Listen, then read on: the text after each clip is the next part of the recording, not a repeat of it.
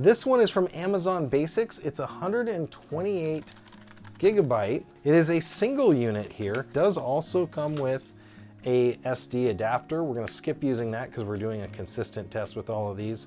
Let's talk about ratings on this one, because I don't believe this one is rated. Oh, it is rated the same as the rest.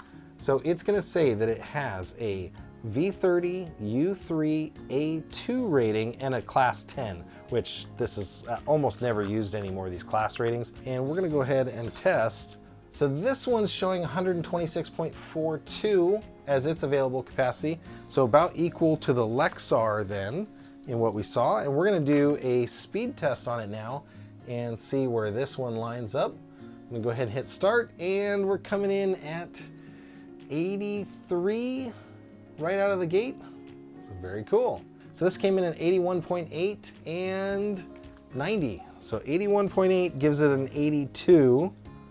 And we're gonna say 90 because we're gonna upgrade that. And this is the Amazon Basics. We got a 90.5, which actually does bring it up to 91. So we're doing best of, looks like 3 writes here and best of 3 reads. Super consistent on it.